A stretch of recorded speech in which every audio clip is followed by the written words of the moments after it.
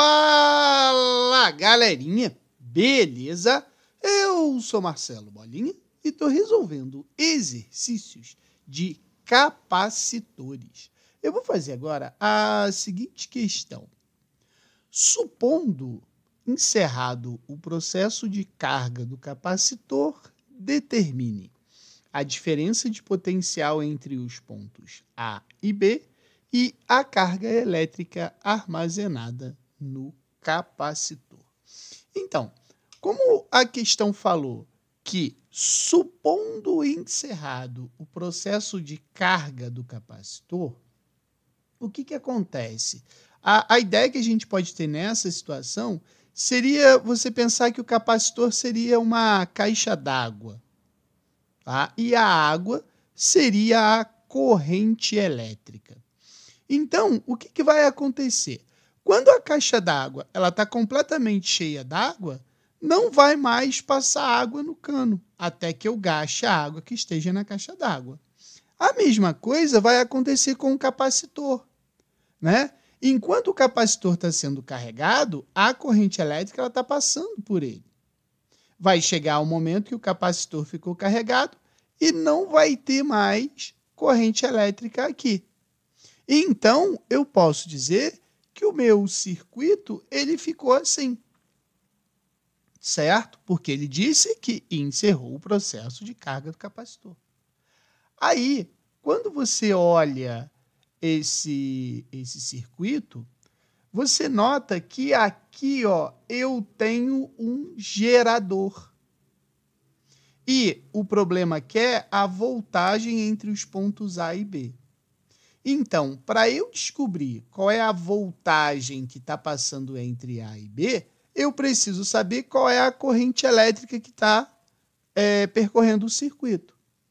Como eu tenho um gerador associado a outros resistores, a gente pode lembrar da lei de Pauling, onde eu tenho um gerador associado a um resistor ou resistores do circuito.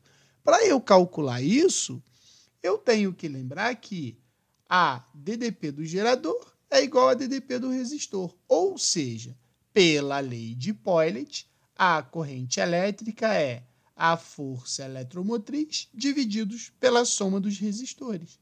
Então, nesse caso aqui, vai ficar assim, I é igual a 12, que é a nossa força eletromotriz, divididos pela soma dos resistores. Então, ficaria assim, 2 mais 8 mais 10 mais 4. Somando todos esses resistores, vai me dar 24. Então, eu sei que a corrente elétrica ali vai ser de 0,5 ampere, certo? Agora, eu posso pensar assim, a corrente elétrica que está girando o circuito, que saiu daqui, né, é a mesma corrente elétrica que está passando aqui. Então, a gente tem que lembrar o seguinte, quando eu tenho resistores associados em série, a corrente elétrica que passa por eles é a mesma, porém, cada resistor vai ter uma voltagem diferente. E como eu vou calcular, então, a voltagem que está passando aqui nesse resistor, que está ligado nos terminais A e B? Usando a lei de Ohm, ou seja, aquela que diz que quem vê, ri, aonde U vai ser o valor do resistor, que é 10, vezes a corrente elétrica que está passando por ele, que é de 0,5, que a gente calculou. Então, a DDP entre A e B vai ser de 5 volts. Beleza? Agora, olha a letra B. A letra B, ela está pedindo assim, a carga elétrica armazenada no capacitor. Então, a gente vai ter que lembrar do seguinte, que a capacitância eletrostática é a capacidade de objetos condutores armazenar cargas elétricas. A capacitância, que é o que ele está querendo saber, ela pode ser medida pelo quociente da quantidade de carga pela DDP, né? Então, a gente vai fazer o quê? Ele não quer carga elétrica? A carga elétrica é o quê? Quantidade de carga é a capacitância vezes a DDP. Então, a quantidade de carga vai ser o quê?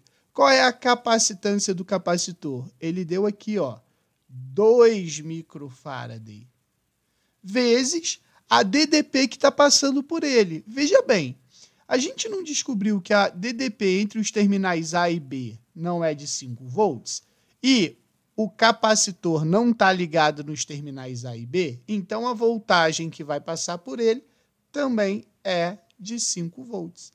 Então, eu sei que a quantidade de carga vai ser 2 vezes 5, 10. O micro, né, que é 10 a menos 6, só que é carga, então é microcoulomb. Beleza?